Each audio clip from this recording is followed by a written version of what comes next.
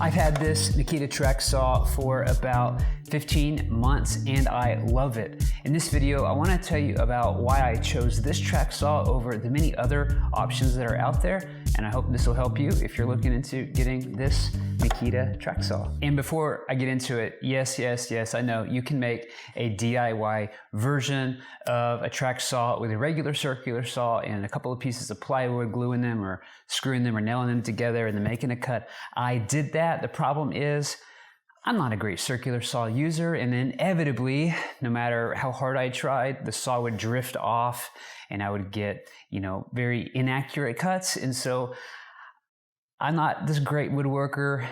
I was looking for something where the saw could actually like click in and be held on the track to make it as kind of idiot proof as possible. So yes, I've done the DIY. Those are great, but I was looking for something a little more accurate and a little bit more predictable.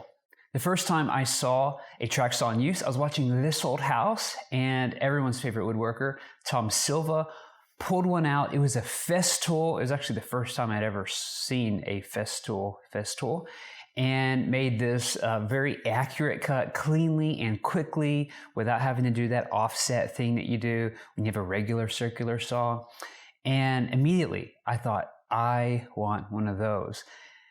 Until I Googled it and found out that Festool comes with a price, and these track saws were really expensive. I think at the time, this one model that I saw was maybe like $900 or $1,000, and I have an issue spending $100 on a regular circular saw. So I thought I'll never be able to own a track saw.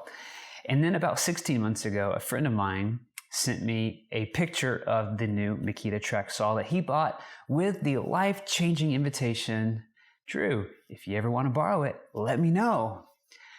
Well, about a month later, I had a project and it required me ripping down a bunch of plywood. And so I asked if I could borrow it, and I did. And here's the deal. Within 5 minutes of using it, not only was I convinced that I wanted one of these and that I needed one of these, but within 5 minutes, my entire project was cut out. What would have taken me easily 30 minutes to an hour, laying things out and measuring offsets for my circular saw and the clamping guides that I have, and then taking notes to the table saw and ripping into final lengths or widths. Within 5 minutes, it was all done. And my back didn't hurt from all the bending over that I would have had to do on the floor. And so I purchased the Makita Track Saw. I almost didn't get the track saw. I was very close to buying the Kreg AccuCut system, which you take your regular circular saw like this one and you attach the shoe or whatever you call it to the base, and then that clips into their track, and you can use your existing circular saw with their system, and it's like I think 79 or 80 bucks. It looks really good. I don't have any complaints against it. But I'm a Makita guy, and I'm a sucker for Makita, and I have a lot of Makita stuff. And as I looked into the Makita, I thought, at some point, even if I got the Kreg to use with something like this, I was going to want the track saw eventually anyway, so I just went with that. But if you already have a circular saw that you like and that you love, and you just want to spend 80 bucks and get the Kreg AccuCut, from what I've found, there's no reason not to do that. I think you'd be happy. I've never tested it, but Kreg is a good company and they seem to have a good product there. Another product that I looked into, and it's really an honorable mention here because I never really seriously considered it, was the Grizzly Track Saw. I noticed that Grizzly made one. I've got a Grizzly jointer. I've long eyed a Grizzly table saw and planer and bandsaw. I like Grizzly a lot. And I thought, oh man, their track saw looks to be amazing, and it's pretty cheap. I think it's under $300 when you buy the saw and the track. The only thing that I don't like about Grizzly is their shipping prices. And in all of my research, I didn't find a whole lot of people that use them. And so even though I love Grizzly and their track saw was the cheaper out of all the ones I looked at, because I couldn't really see a lot of people using them, I feared that maybe it would be kind of subpar in a class of its own. I've never used it. I don't know if you have it. I'd love to hear whether you like it or not, or whether you've learned anything about it. But that was one of the first track saws I looked into, but then quickly moved beyond. The next track saw I looked into was the Kreg, and they actually make a full track and a track saw in their ACS system. and it's about $3.99. I almost bought that. One of my favorite YouTube woodworkers, Chris from Four Eyes, uses that. He's got the ACS system. I think Kreg gave it to him and sponsored him, but he uses that in a lot of his videos. But he also uses the Festool. So I don't know why he does, but you know, he's a great woodworker. I like him. He uses both of those. But as I looked into it, for the same money or less, I could get the Makita. And like I said, I'm a Makita guy. The next one I looked at was the Triton. I didn't look too deeply into it. I just saw that it was out there and available. You can get it from Woodcraft for a little over $400, $429 to be exact. I have not heard anything bad about it, but I don't have any Triton tools. I don't have any reason to think they're terrible. But again, maybe you see the bias here. I've got a lot of Makita tools anyway, and I was looking really for a reason to not buy the Makita. The track saw that really made me pause on the Makita was the Dewalt track saw. It's about $510 depending on where you buy it, and a lot of people use it and a lot of people are happy, and it really came down to the Dewalt or the Makita. Then there's the Festool track saw, and honestly it was never in question for me because of the price. The cheapest one I found, the cheapest model that's corded, is $699, and you know, Festool's a premium brand. They're great, but there's no way I could spend $700 on a track saw. It just wasn't happening, although they seem to be the best. Hey, if you're getting value out of this video, do me a favor and hit the like button. That tells YouTube that this was worth watching and it will recommend it to more people. So a very simple way you can help me make more of these. Now, my decision for which track saw I was going to buy really came down to the Dewalt versus the Makita. A friend of mine is Team Dewalt. I'm Team Makita, but I was really considering going to Dewalt because I liked the look of it. It had great reviews. I didn't know anybody who had a problem with it. But there were really three reasons that swung me to the Makita side of things. First was the price.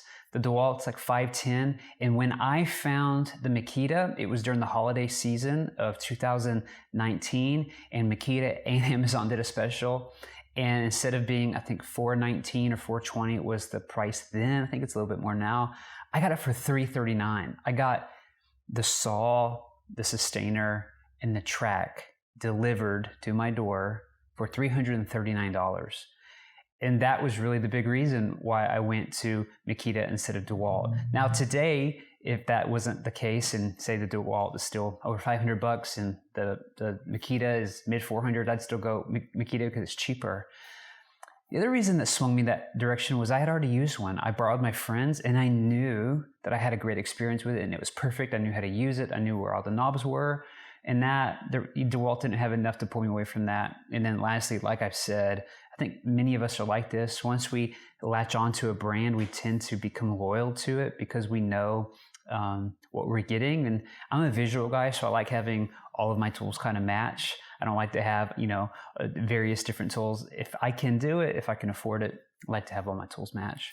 That's not really a reason, but it's an honest reason. Now, when I borrowed my friend's track saw for the first time, there were three things that stood out to me within the first 5 minutes that made me feel like this is the one for me. The first was the track. I'd never used a track before. The fact that you can measure where you're going with like a mechanical pencil and then put the track directly on the cut line and not have to account for any offset, not have to wonder where the blade is, but to just put it right on the cut line and go. That alone did it for me. The speed, the accuracy, I don't have to think about all these things. I don't have to do math on the fly. I can just get to work. That was worth it for me. The second thing that stood out to me, which was a bit of a surprise, was the plunge function of the saw. I know you can do this kind of with a circular saw, but it's really janky. But the fact that I could get the saw in position, get ready, and then plunge into it and take it safely, was amazing. I didn't realize that I would enjoy that or even prefer that. The last thing that stood out to me very quickly was that it has a dust collection port. I'm used to using a circular saw and making a ton of mess. 99% of the time when I use the track saw, I'm in my shop and I'm near my shop vac. And just to hook it up and to put an intelligent switch on it so that the moment that I pull the trigger, it starts to vacuum and it can just go. This dust collection on the saw far exceeded my expectations. It probably picks up I'm going to throw out a Mark Twain stat, if you know what he said about stats, but probably 95% of the dust. I mean, it's a very effective dust collection port. And I was just surprised by how much I appreciated that. Now, if you've noticed, I have the corded version, which probably most people don't have. If I had to do it over again, would I get the corded version or would I get the battery version? I would probably get the battery version. At the time, I wasn't sure how powerful these batteries would be. I have several of those Makita batteries for my my drills and several routers that I have, and I like Makita's batteries, but for a saw, I wasn't sure if it would keep up. And everyone's reviews that I've seen is, basically you can go all day cutting plywood with it, with those two batteries. If I had to do it over again, I'd probably get the battery version. However, 99% of the times that I use this thing, I'm in the shop and I want to hook up dust collection to it. So I've already got a hose connected to the saw. It really doesn't bother me to have an extension cord going to it. And the fact that it goes to an intelligent switch and can turn on the vacuum and turn it off whenever I turn on the saw and let go of the trigger on the saw. I don't hate that I have the corded version, but probably if I had to do it over again, I would probably do the battery version. Now, you can't talk track saws without talking Festool. Clearly, Festool is a premium brand. Clearly, they have the best saw out there. But I'm a weekend hobby woodworker, and I don't do this for a living. And if I could get the Makita Track Saw, which I feel like is pretty close, for $339, this is how cheap I got it. And the cheapest Festool is more than double that at $699 or even above. It's kind of a no-brainer. Unless you just got money to throw away, then great, do that. But Festool is clearly the superior one. I've never used them, but I've not known anybody who has one that doesn't love it. The big feature that Festool has that the Makita doesn't is it has a riving knife in it, which is pretty cool. And I actually wanted that, but after thinking about it, I really don't cut hardwoods with the track saw. And most of the time I'm using it to break down plywood. And so the riving knife really isn't needed to cut down 3/4 inch plywood. So I was okay not having the riving knife, although if I had the option, I would totally want it. But it's not worth double the price to me. Now, one surprising thing from having this track saw is how much it replaces my table saw. Now, I love my table saw. I don't hate my table saw, but what I've learned is it's generally safer to take a tool to a big piece of material than to take a big piece of material like a 4x8 sheet of plywood to your tool.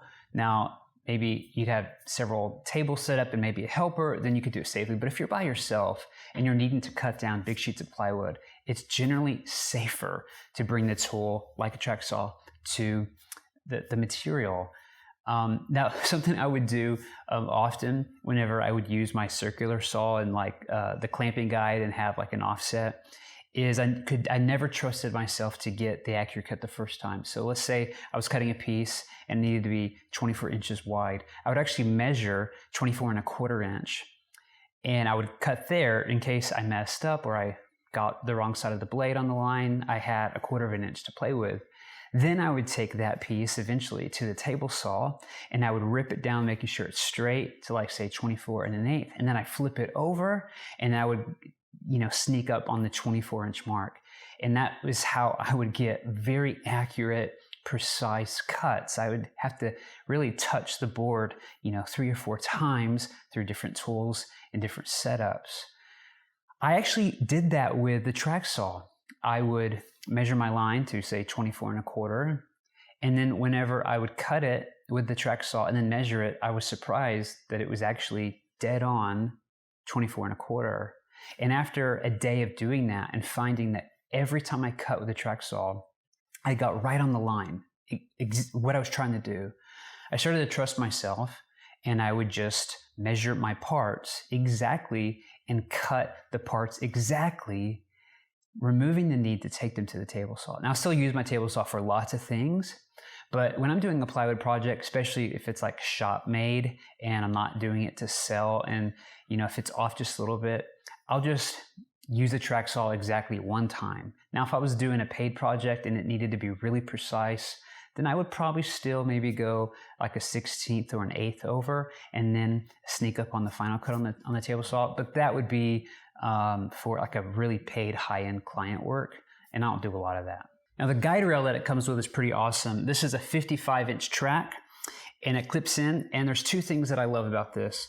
The first is that on the back side, it has this rubber strip, and it's a little bit long, so the first time you use it, it cuts it, and it makes a zero clearance insert, basically. And because you've cut that, whenever you need to make a cut, you lay the edge of this right on, and you can see right where your blade's gonna hit. It's pretty awesome. And if you mess it up, it's removable. The other thing I like about it is on this back side, it's got these grooves, and you can take a ratcheting clamp like this, and you can actually clamp your piece to your workpiece and free up your hand. So usually that's what I'll do. I'll actually clamp this track to my workpiece and then use, both my hands on the saw. And that just helps me know, one, this is not gonna move. I'm gonna get an accurate cut. It's gonna be safe. I can keep both hands on the saw. I mean, using power tools in a moving blade that's going really fast is dangerous. And the more safe I can get, the more at peace I can be, and the more confident that I can do accurate cuts quickly with a setup like this. To me, that's worth $339. Now, it's now more expensive, but you get the point. They have other links of these. Like I said, this is 55-inch. That's kind of the standard. They have a smaller range, which is 39 inches, I think. And a lot of people have said it's just, you know, you might as well just buy another 55. It's kind of too small to use. The one I want, they have a long track. It's, I think, 110 or 118 inches. It's long enough to cut a full sheet of 8-foot plywood. The only downside is it's like over $300, and to get it requires, I think, like freight shipping. I think it comes on a pallet because it's so large. They can't just ship it in a box. And so I just haven't bit the bullet to spend $300 or more on another track. Usually what people do is they will just buy another 55-inch for, I think, $80, and then you can put a connector piece in between, and you can connect these tracks together for about $100, which is like $80 for the track and then maybe $20 for the connector. You could get an extension to your existing 55-inch track and have 110 inches instead of spending $300 to have another track. And also, where would you store it? Keeping it flat and straight and true, wind storage, you know, all those things. Now, I still want one, but it would probably be a long time before I can muster up spending $300 on something like that. Well, that's about it. I'm gonna make some future videos on how to do some things with the track saw, like how to square the blade, how to replace the splinter guard, and there's a new accessory that I got that is custom made for the track saw. That is my new favorite accessory for the Makita Track Saw. So I've got a couple more videos coming out on the Makita Track Saw. If you like these videos, please give me a thumbs up, subscribe, let me know if you're looking into this, or even if you've gotten one of the other track saws and how you like it. Until next time, peace.